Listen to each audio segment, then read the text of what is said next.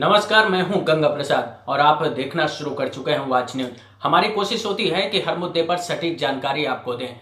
जब दुनिया के देश कोरोना से लड़ने की तैयारी कर रहे थे, तब हमारी सरकार क्या कर रही थी? क्या यह सच नहीं है कि मोदी सरकार चुनाव खेल रही थी? सरकार बनाने के लिए विधायकों की सौदेबाजी कर रही थी? क्या यह सच नहीं है कि जब दुनिया के देश टीका बनाने और उसके रिसर्च में पैसे खर्च कर रहे थे, तब मोदी सरकार ने 1 रुपए नहीं लगाया? यह पूछा जाना चाहिए कि नहीं? जब देश के लोग अस्पतालों में तड़प तड़प कर मर रहे थे, एक तरह से उनका नरसंहार कर दिया गया, तब हमारी सरकार बंगाल चुनाव में ओ दीदी कर रही थी। क्या यह सच नहीं है कि जिन 2 कंपनियों के भरोसे वैक्सीन गुरु मोदी की तस्वीर लगाकर भारत के लोगों को आत्मनिर्भरता का पाठ पढ़ाया जा रहा था और दुनिया और देश के लोगों को बताया जा रहा था कि चिंता मत करिए, मोदी है तो मुमकिन है, तब यह सेंट्रल कमांड रखकर संदेश क्या दिया जा रहा था? यही ना कि मोदी सरकार ही कोरोना से जंग लड़ रही है। तो फिर आज ऐसी कौन सी नौबत आ गई कि बीजेपी प्रवक्ता को सच बोलना पड़ गया? आज ये क्यों बताना पड़ रहा है कि भारत ने 1.7 करोड़ वैक्सीन ही दुनिया के देशों को मदद के तौर पर भेजी और जो 16% है और बाकी 84% वैक्सीन कारोबारी कॉन्ट्रैक्ट के तहत दुनिया को भेजे गए हैं। देखिए, ये जो वैक्सीन बाहर भेजे गए वो 2 कैटेगरी में भेजे गए हैं। जो पहला कैटेगरी है जिसमें लगभग 107 लाख अर्थात 1 करोड़ 7 लाख आसपास वैक्सीन भेजा गया है, यह एड के रूप में भेजा गया है। एड मतलब मदद, एड मतलब ग्रांट के रूप में भेजा गया है। ग्रांट के रूप में, मदद के रूप में, एड के रूप में मात्र 1 करोड़ वैक्सीन ही भेजा गया है। बाकी जो वैक्सीन भेजी गई है, 84% जो वैक्सीन भेजी गई है, लगभग 5 करोड़ से अधिक, वो लायबिलिटी के रूप में भेजी गई है, जो आपको करना ही था। चाहे हमारी सरकार होती, चाहे किसी की भी सरकार होती, उसको वो क्वांटिटी भेजना ही था, क्योंकि वो लायबिलिटी है। कोई भी सरकार होती तो वही करती जो मोदी सरकार ने किया, लेकिन प्रधानमंत्री मोदी से लेकर आपकी सरकार में बैठे किसी भी नेता और मंत्री ने यह सफाई पहले क्यों नहीं दी? ये बताने की जरूरत पहले क्यों नहीं महसूस की गई? ये पूछा जाना चाहिए या नहीं? वैसे संबित पात्रा बड़ी सफाई के साथ कह गए कि कोई भी सरकार होती तो उसे ये करना ही पड़ता। हाँ, ये बात बिल्कुल सही है कि करना तो पड़ता। जैसे आपने किया वैसा अगर कोई और सरकार करती तो, और अगर ऐसा दूसरी सरकारें ना करती तो क्यों करना पड़ता? इस सवाल का जवाब भी संबित पात्रा को बता ही देना चाहिए था। ग्रांट के रूप में, मदद के रूप में, एड के रूप में मात्र 1 करोड़ वैक्सीन ही भेजा गया है।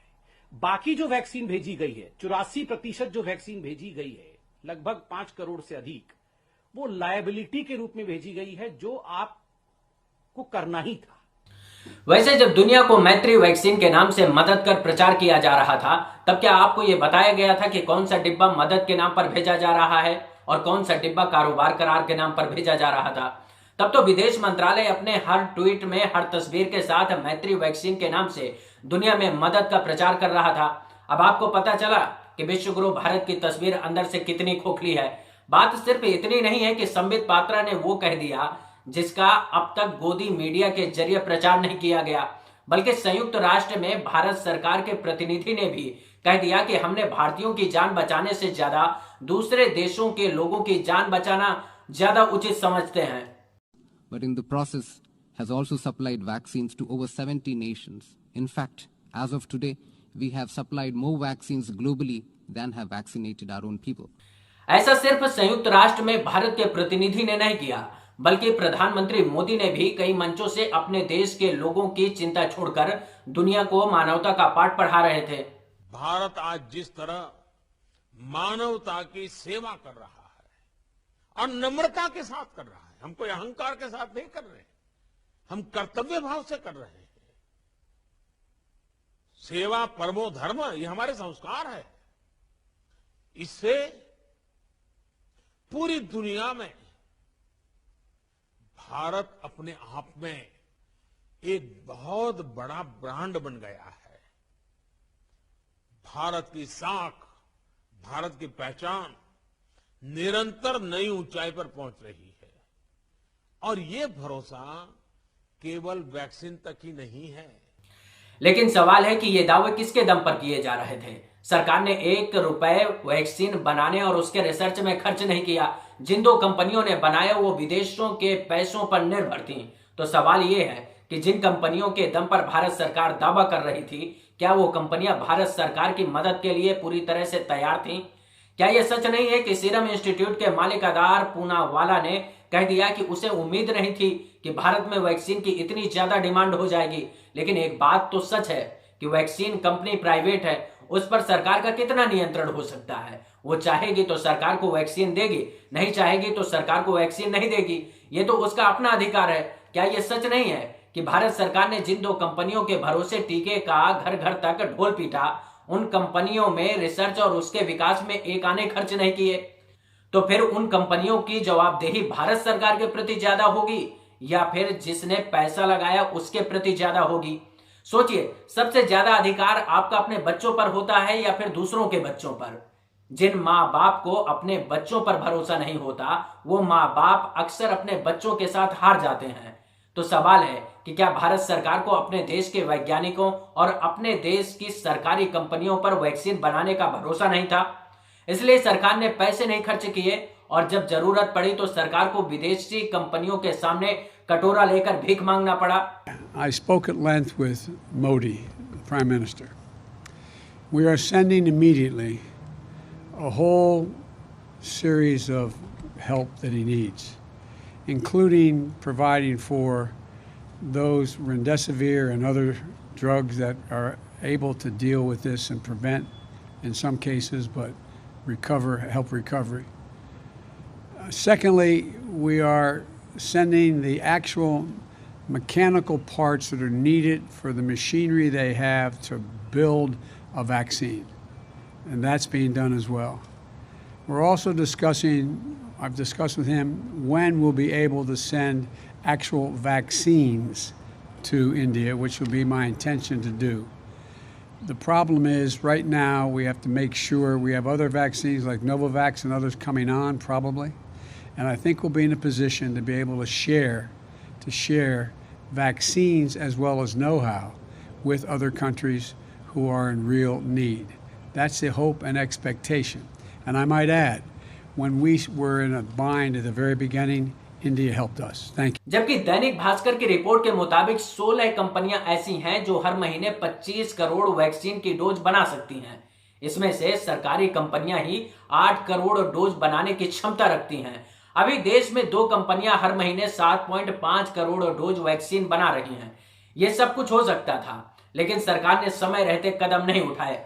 कोवैक्सीन निर्माता कंपनी भारत बायोटेक के फॉर्मूला साझा करने पर देश में 25 करोड़ डोज वैक्सीन की हर महीने तैयार हो सकती थी, लेकिन अब तक इस कंपनी के साथ सिर्फ 2 कंपनियों का ही कॉन्ट्रैक्ट साइन हुआ है, जिसमें एक बुलंदशहर की बिबकोल कंपनी है जो पोलियो टीका बनाती है, जबकि दूसरी कंपनी मुंबई की हापकाइन है जिसको वैक्सीन बनाने की मंजूरी मिली है। लेकिन भारत सरकार ने स्वदेशी का ढोल पीटकर श्रेय तो ले लिया, लेकिन लोगों को मरने के लिए उनके हाल पर छोड़ दिया। क्या यह सच नहीं है कि सीरम इंस्टीट्यूट में बनने वाली कोविशील्ड को ऑक्सफोर्ड और एस्ट्राजेनेका ने मिलकर बनाया है और इस वैक्सीन को बनाने और उसके विकास और रिसर्च में ब्रिटेन के लोगों का पैसा लगा है? तो फिर सीरम इंस्टीट्यूट करार के मुताबिक ब्रिटेन को वैक्सीन की डोज क्यों नहीं देता? यह सोचने वाली बात है कि हर बार प्रधानमंत्री मोदी ने कोरोना की 2 स्वदेशी वैक्सीन बनाने के साथ भारत के वैज्ञानिकों की ताकत का प्रचार किया, लेकिन एक भी बार यह साफ नहीं किया कि सीरम की कोविशील्ड को किन भारतीय वैज्ञानिकों ने बनाया।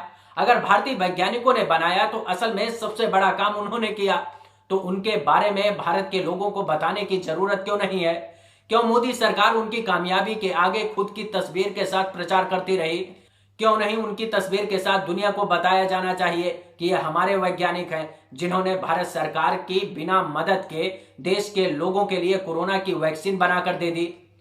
हाँ, ये बात सच है कि कोवैक्सीन को बनाने वाली कंपनी भारत बायोटेक में ICMR भी दावा करता है, लेकिन सीरम की कोविशील्ड को ऑक्सफोर्ड और एस्ट्राजेनेका ने मिलकर बनाया है, जिसमें ब्रिटेन के लोगों का पैसा लगा है और सीरम इंस्टीट्यूट ऑफ इंडिया के साथ करार है। तब तो मोदी सरकार कोरोना से लड़ाई को केंद्र में रखकर प्रचार कर रही थी और गोदी मीडिया घर घर तक उनकी तस्वीर पहुंचाने में जुटा रहा कि देखिए कैसे भारत सरकार कोरोना की लड़ाई में सबसे आगे दिखाई दे रही है। जब मोदी सरकार प्रचार तंत्र के सहारे दुनिया में भारत की ताकत का प्रचार कर रही थी, तब दुनिया के देश वैक्सीन के लिए कॉन्ट्रैक्ट कर रहे थे और अपने नागरिकों को वैक्सीन देने की रणनीति तैयार कर रहे थे। तब मोदी सरकार क्या कर रही थी? क्या यह सच नहीं है कि सत्ता के लिए दांव पेच लड़ा रही थी? 39 करोड़ की जनसंख्या वाला अमेरिका साल भर के अंदर 130 करोड़ टीका का ऑर्डर कर देता है। 7 करोड़ की जनसंख्या वाला ब्रिटेन 45 करोड़ टीके ऑर्डर कर देता है। कनाडा ने तो इतने ज्यादा टीके ऑर्डर कर दिए कि जनसंख्या के हिसाब से प्रति व्यक्ति 10-10 टीका उपलब्ध हो गए।